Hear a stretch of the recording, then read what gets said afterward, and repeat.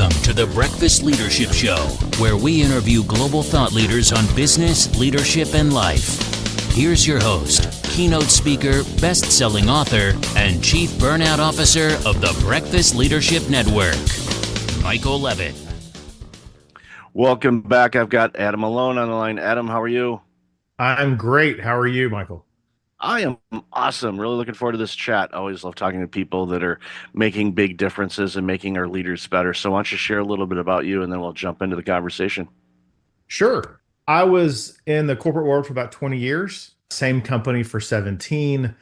And last summer, I decided to make a shift and move into leadership consulting. The background as to the why there really has to do with about 7, 8 years ago now, I got an opportunity to move from the corporate side into the operations side. And it was an awesome opportunity, really cool kind of work that I got to do. We were forming a relationship with Apple. They needed someone to own that relationship and kind of implement it through our supply chain. Got to travel a ton, which I like. Got to work on cool stuff, had a lot of attention, all those, high performer, pat your back sort of feelings that were great. And then about 6 or maybe 9 months in, I was on a plane on a Monday morning headed to Cupertino, California to have a meeting with those guys. And I didn't feel good. I was kind of sick. Had been a long weekend with the family in some ways, a short weekend, really, because I'd just gotten off the plane from the Philippines Friday night. And I just kind of realized like, I can't keep this pace up. I can't do this on my own. And I've got to do something different.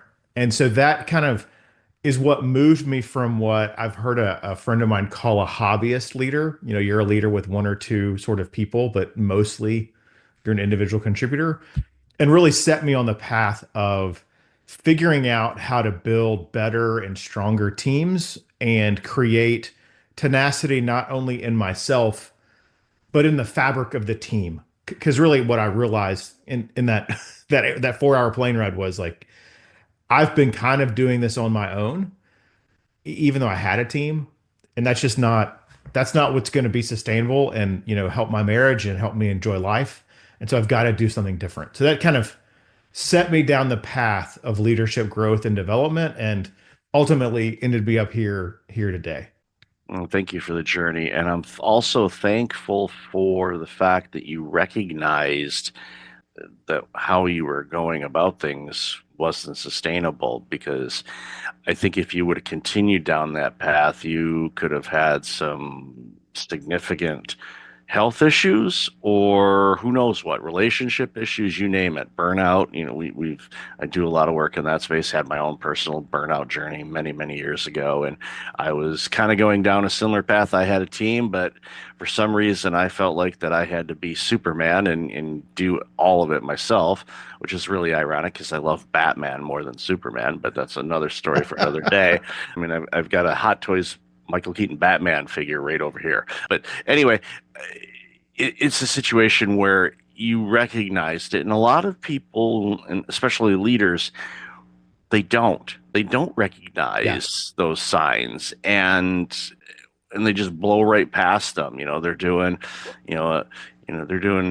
150 on I-5. It's like you just blew past the signs. You're ignoring the sirens, which is not a good thing. But Right. you will end up on television, because Right. we all know we love ourselves a police chase in L.A. Yeah.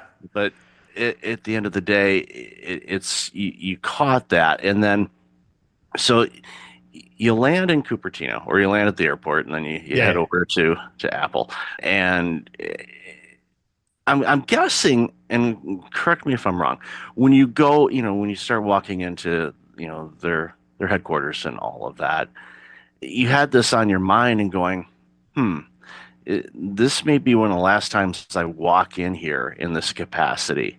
So, I'm just curious, Yeah.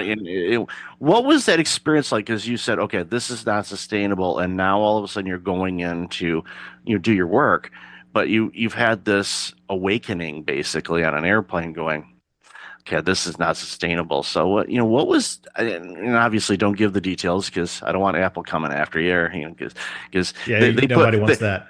they put the A in NDA, okay? So Yeah. you don't want them after you. Love the products. I've got two iBinkies right over here, so we're good. But and I'm on a MacBook, so But anyway, what was that like? I'm just Yeah. curious. What was that like when after you get off the plane and you head over there? What were some of the things bouncing around in your head? Yeah. So I want to comment on something you said about kind of your journey in the same place, because it sounds like we've had some similarity, and I've had some time to reflect on the why. Like, why do you get to that place? And I think for most of us, you're gonna be us, and I think your listeners, what makes us super successful early in our career is being the guy or the girl, like being the person who gets the phone call, who has the answer, who works 10 hours in the evening to like get the thing done and give it over the finish line. And for most of us, that builds like a bit of a dopamine sort of addiction, is my opinion. Of we all want to be successful. We all like to be the guy that gets the call. We all want to be the one in the hot seat, or at least, people like me, like you, like most of your listeners. But what happens and what happened to me is you are super successful in that, individual contributor role. And then you get like a really small team that maybe is doing the exact same thing that you've done really well. But still 80% of your value is about, the work that I do myself. And so then you're successful, and then you might get slightly larger team. And all of a sudden you get into this position where you can't create enough value on your own anymore to justify your position. But no one taught you how to make value the other way. Like no one said like, "Hey, Michael, you're a great IC, but as you move into a team leader role, here's the six things that you have to just hit out of the park to drive value through a team as opposed to just drive value through yourself and your own actions." And it's completely different work. It takes a completely different set of skills that sadly sometimes get called soft skills. That's probably a different rant. But it leads you down this path of you get into a position where all of a sudden you're trying to create enough value to justify your six-figure salary and your better bonus pool because you've gotten into leadership, but no one taught you how. And so for me, that feeling of when I was walking in, and I have to admit, I've never actually been to one Apple Park. I've been to quite a few Apple buildings, but little dirty secret most people don't know is very few of the Apple team actually work in Apple Park. They got a lot of other buildings. So, but as I was walking in and kind of going through that, the number one thing I realized was I was putting myself in the center of every decision, of every piece of work, of reviewing everything that was coming in and out. And so, one, that meant I was a manager, a delegator, as opposed to someone who is empowering, right? I had this conversation with a client 2 days ago. The difference between delegation and empowering is when I delegate, I tell you the things you need to work on. And when I empower, I point you at a situation or an issue, and then you go tell me what you're going to work on. And I think most of us kind of get that really twisted, and we believe that when we're like playing air traffic control, we know empowerment is a big leadership word, and so we use it. And so we say, "Oh, I'm empowering these people." All the while, that's not what happened. You just kind of delegated tasks. So, sorry to take a step back. So, walking into that building and kind of in those conversations, the number one thing I realized was if I'm going to step back, I have to trust other people as much as I trust myself to step forward. And building the relationship of trust and building a trusted team is that's ultimately that's why a lot of my consulting work and corporate speaking deals with building trust, is because for me, I couldn't step back until I trusted someone to step forward, and I had to go build that muscle. And it's such a huge muscle, and you hit it a moment ago. It's like most people that are in management roles that escalate up to leadership roles, yeah, it's a name change on the business card, or a title change, I should say. But as far as training you and teaching you how to be a leader, that tends to be non-existent. I mean, there are a Right. handful of organizations that do it, and they do it well because they recognize, they're like, okay, yeah, Yeah. no, in order for you to lead this ship, we need you to know what you're doing. And a stat that I share all the time, of 2000, the year 2000, the Fortune 500 companies from the year 2000, 52% of them are gone or they were acquired. Mm. Yeah. So you do the math on that. It's like, well, what happened? Mm, you could say, market changes, but yeah, it's quarter century ago, but yeah, the world was a little bit different, but not that different. As far as people buying things and products and services, we're still using, maybe some different things, but we're still using a lot of the products and Right. services that were around then. It came down to leadership, bad choices, not trusting their people, retention. You see this, I'm sure, all the time. Your retention Oh is yeah. a huge, huge problem and has been for a while. It continues to get worse, and a lot. And there's a lot. Everybody's like, well, "Why are we having trouble retaining?" Well, do you trust people? Are you equipping them? And what I mean by equipping them is not delegating, like you said, and I love how you said that. It's okay. You need these tools in order to be able to do your job well. Make sure we get you those tools. You have those tools. Okay, next. Do you know how to use these tools? Okay, let's get you, let's either mentoring up or partnering up with people, get you everything so you're an expert. Going into, trusting, like that example where it's like, okay, I have to trust my people to be able to, take this ball and run with it. All right, well, what do I need to do in order to trust them? What do they need from me? And that goes to, do you know your team? And a lot of leaders don't. And it's like, Right. well, I got a 50,000, employee organization. I can't know everybody. No, but your people that you trust that are reporting to you can know them. And then it gets to the point where everybody will know what's going on. They know all the moving parts. And that's why whenever I see or talk to people, and they're like, yeah, we're looking for a new leader. And I tell them, I said, make sure they're really strong in ops because Yeah. they need to see the big picture. I'm a big picture person. Does that mean they need to know how to use the copy machine, or if, even for those that still use those things, or scanning or email attachments, or how to access this portal or whatever? Okay, and those are nuanced things, not a big deal. But understanding the market, understanding who you have, your team, that's why you see championship teams keep winning. That's why you saw the Patriots with Brady and Belichick kept winning. That's why you're seeing Kansas City doing kind of the Right. same thing. It's like, oh, I've seen this playbook before. Okay, we'll see how, if it has a long run like the Patriots did. Don't know. Don't have money in the game coming up at the time we're recording. Super Bowl's on Sunday. The best image that I've seen, though, and this was a meme, is like, who are people rooting for? So it was a map of the U.S.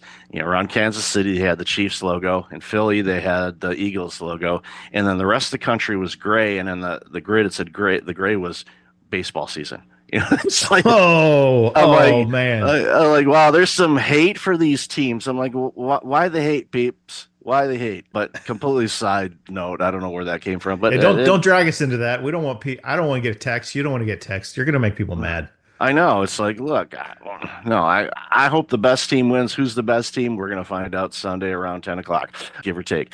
But again, it's like retention. And that's one of the things I want to talk about too, is Yeah. when you have a solid organization, there are a lot of ingredients that make that happen. It's not like, well, we have a really good leader that cares for their people. Okay, that's a Hallmark card, people. I mean, I know I talk and say those words, but it's a Hallmark card. It's all about action. It's like, why? Okay, let's dig Yeah. deeper. Why is that organization they caring? Well, what does that look like? Walk me through that. So teams that are able to retain their talent. Okay, why? What are their? It's not a secret per se. It's not like, well, we have this, we have this machine in the lounge, and it's like, no, that's not it. Cool, they got it, but that's not it. Trust is a big thing. Yeah. Communication, obviously. Empowering people to be their best and their sweet spot. It's like this is when you operate well, and this is when you feel creative as an employee. If we can gear projects and work where you get to spend your time there, Monday mornings they're like chomping at the bit to get back in there. Like, I gotta start working on it. You got to yell at them because they start working on a Sunday afternoon and they're texting you. It's like, will you stop working? Get back to work on Monday. And this is Sunday. You don't work Sunday. Turn it off. But again, you have those types of environments. So for organizations, obviously with the experience, obviously in corporate, but then also now with the work that you're doing now, Yeah. you know, are there, and I'm not saying any secret sauce things, but what are you seeing organizations do now that are helping with the retention side of things? Because I know a lot of organizations are really struggling with this right now. Yeah. So it's a great question. And I think it's really important for organizations to pay attention to it. So quick stat, Gallup recently released their engagement and looking to leave metrics. And if I remember right, the looking to leave metric was either 25 or 30%. I don't remember which for context, that metric was 5 points lower. I remember the delta, I don't remember the exact numbers, was 5 points lower during the quote great resignation. And so when every employer was freaking out because people were leaving, the metric that is the number one leading indicator of that was lower than it is now. Which means that the number one reason people aren't leaving is that employers are still a little gun shy about posting roles. This is my opinion.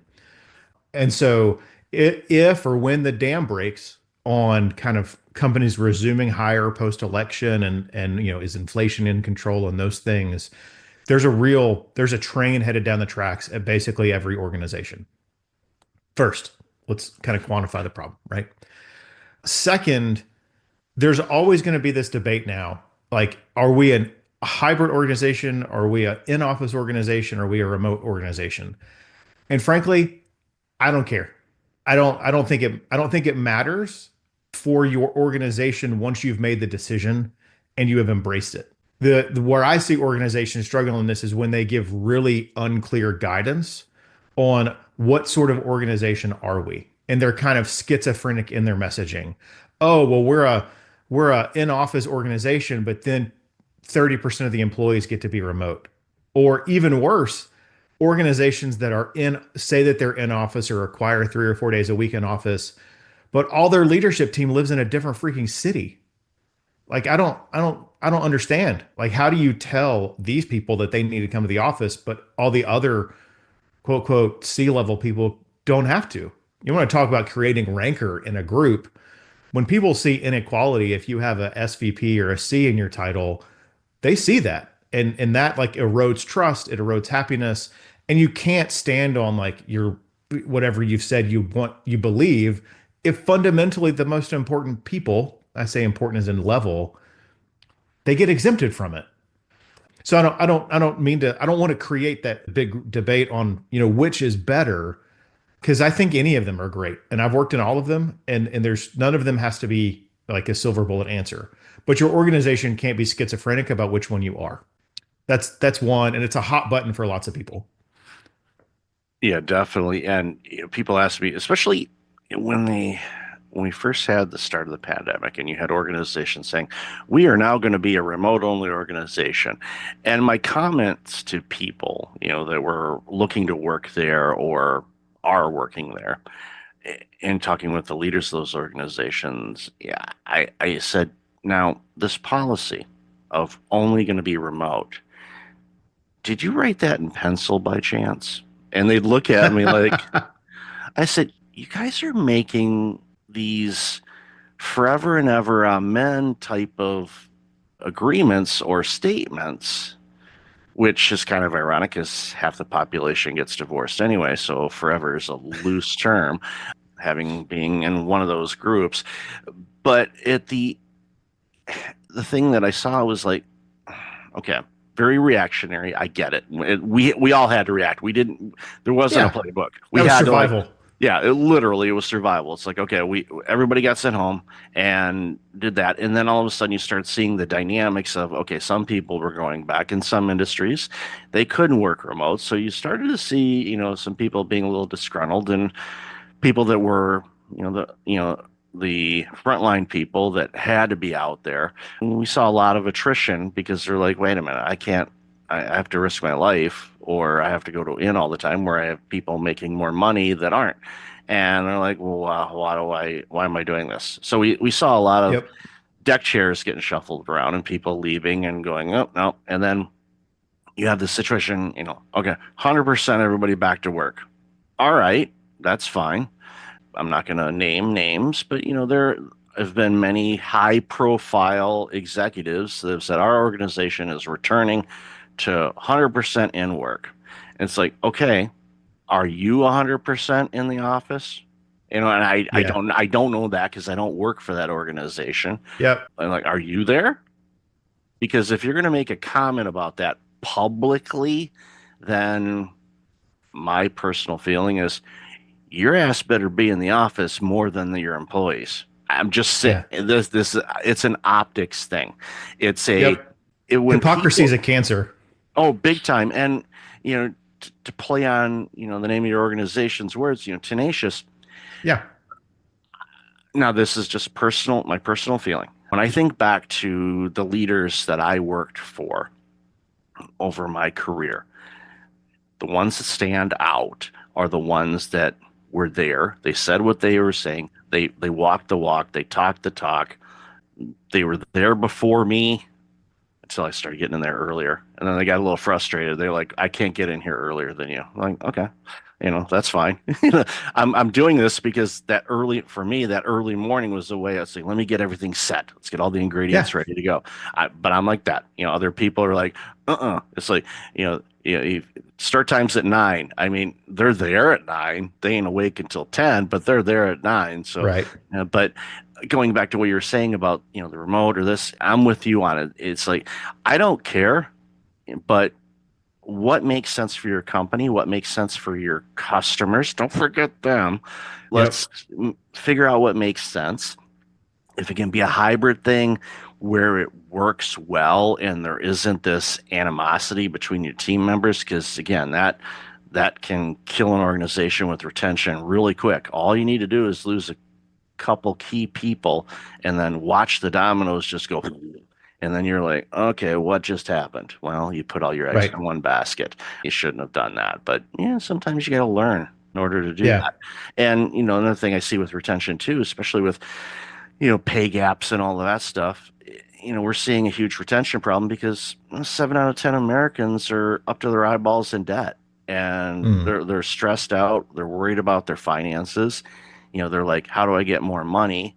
Well, yeah, you can take a job that'll pay me a couple $1,000s more a year, but that what's that tax bracket going to do? You end up going, wait a minute, I'm working these new job, got the extra salary increase, but my net pay doesn't look like anywhere near what I thought it would be. So they're still in that financial struggle. So you're starting to see a lot of organizations look at, okay, what we can do to give some of our employees some financial relief. And it's not necessarily a raise. It's like, okay, is there some Right. benefits programs out there? There's something that we can offer that can help them with that outside of things. But of course, it can be in many cases a cost issue for the employer. And like, we can only pay so much in benefits because our insurance rates are going up. So there's, again, being in operations, there's all these ingredients going on, Yeah. Yeah. Yeah. you wear so many different hats as an ops leader, and it can be tiring to say the least. But maybe you had hair when you started. I don't know. Yeah. It's like I had a lot more hair and it wasn't as gray at both of those. I had a lot more hair, and well, I shave it so I don't have to look at the gray. But Yeah. because the gray is there, it's like Yeah. that's not cool. It's like, wait a minute, Dad wasn't gray at this age. What the hell?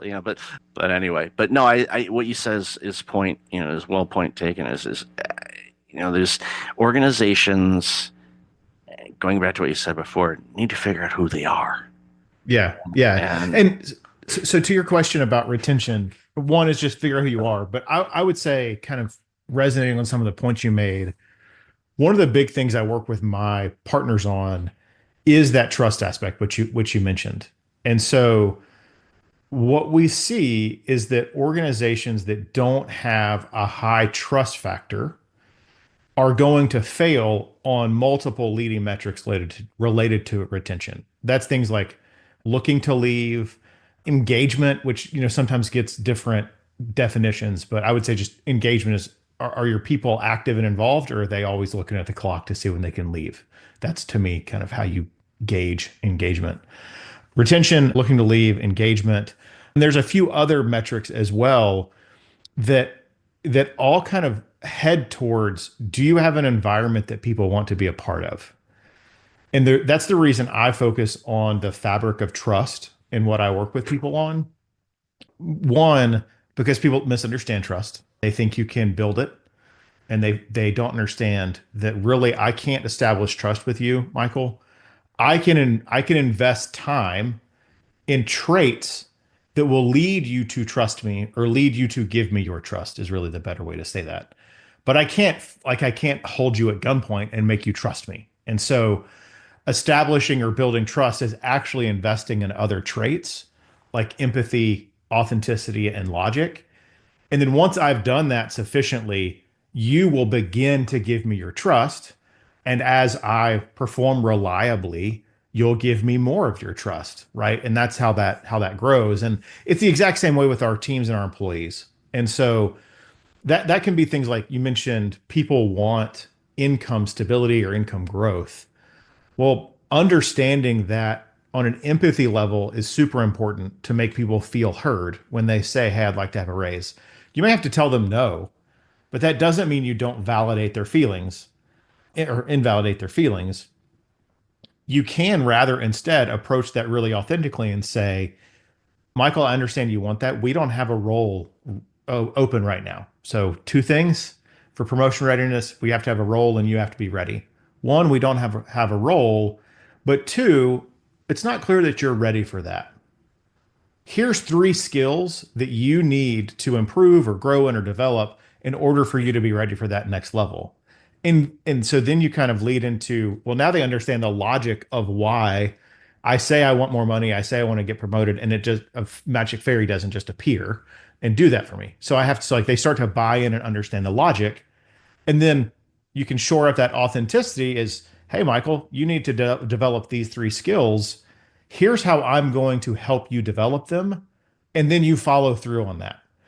And all of a sudden, when someone feels like they have a future, they have opportunity, and they have a leader that's investing with them in all of those traits, oh, well, I can really see how I'm going to have a 5 or a 10 year runway here based on the fact that I'm being developed, I'm being given opportunity, I'm growing, and I can see how that's going to eventually lead towards more income.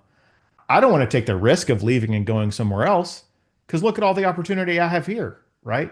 But you have to, as a leader, invest if you want to kind of improve those retention metrics and not just throw money at people, which is a solution that doesn't work if it's just, okay, I'll just give you more money when you ask for it. It's not scalable or sustainable.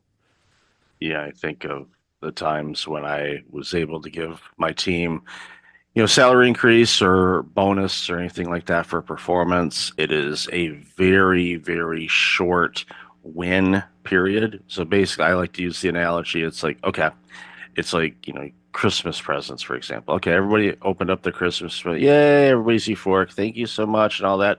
And then by New Year's, they might be wearing or using or playing with whatever they got, but that euphoria is gone. It's the same thing with a raise. It's like people, Yep.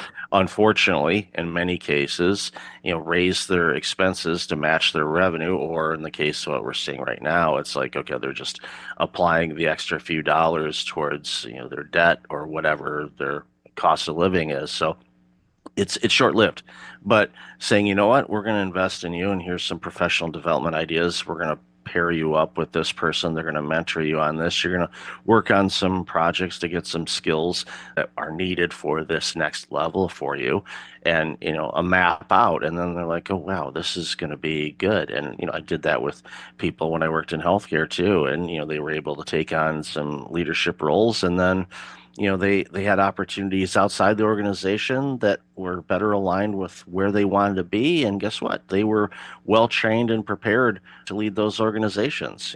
The doctors were Yeah.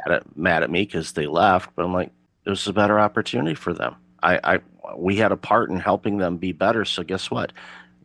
Healthcare and patients are getting better care because this person, learned how to do this. It's like, Yeah. we'll wash, rinse, repeat. We'll bring somebody else in and do the same thing. Right. And I think the piece that often gets misunderstood is, well, they may leave if we train them. And I understand that concern. Like, you can overinvest. That's a thing. But what I have seen personally is, more often what happens is, if you are really investing in training in someone, as long as there is a runway of opportunity, they're not often going to leave. And I mean, I remember one of the times I realized I had been successful. Like, I can gauge success, and sometimes in leadership you don't get those opportunities. But it's when I had a lady working for me who just knock out fantastic team member. Just, I hope to work for her one day. She's awesome, still is now. And I knew another organization was approaching her about a promotion to VP. And I told them they could.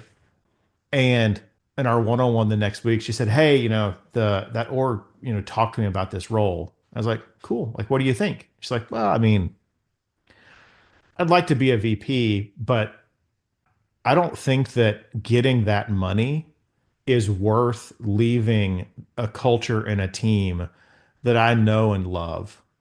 And I've reached a point in my career where that money is not small, but the truth is it's not going to change my family's life. And so I would rather be in a culture and a team that does change my family's life than to go take the risk and move to a culture or a company that I'm not really certain what's on the other side of that change." And once you get people saying, "Hey, I was going to get a 15% raise and, a significant change in my bonus pool, but I'm not certain it's worth the risk. I'd rather stay here." That's when you know that you've started to develop a culture that can be sustaining, because you don't constantly lose your best people. Yeah, I worked with a boss like that during the .com era, where recruiters would place you, and then 6 months later they'd call you and say, "Do you love the job?" I'm like, "Yeah, it's really great." It's like, "Well, I got one that pays you 25% more." It was a zoo back then, but there was an Right. organization that I was with, and same environment where I felt there was a runway, I was being taken care of, acknowledged, growth opportunities, you name it. And I told the recruiter, start calling me every couple of years if you could, just to kind of see what the market's Yeah, like. keep it warm. I was like, I'm really, really happy here. And yeah, the extra money would be awesome, but you know what? I'm having a blast here. And if in closing, I think that's a reminder for everybody. It doesn't matter if you're in a leadership role, frontline, anywhere in between. If you can find an environment that will give you a runway and allow you to grow both personally but professionally, the money will take care of itself. So Yep. I've loved this conversation. Where can people find out more about you and all this amazing work you're doing? Yeah, sure. So for clarity, my company's name is The Tenacious Operator. I'm Adam Malone. The easiest way to get in touch with me in North America, the short code 33777. If you'll text that number with operator as the keyword. So that's operator to 33777. That's the fastest and easiest way. Beyond that, I'm super active on LinkedIn, post about great leadership every day with a focus on trust and empathy and building culture of feedback. So LinkedIn every single day, you'll catch me there. I'd love to connect with the audience. Awesome. I'll definitely have that information in the show notes. So, Adam, thank you for this important work that you're doing. It's making companies better, which makes everybody better. So I really appreciate your time today. Thanks, Michael. It's been a great job. Thanks for listening to the Breakfast Leadership Show, part of the Breakfast Leadership Network. Visit breakfastleadership.com for tips on empowering your business and your life.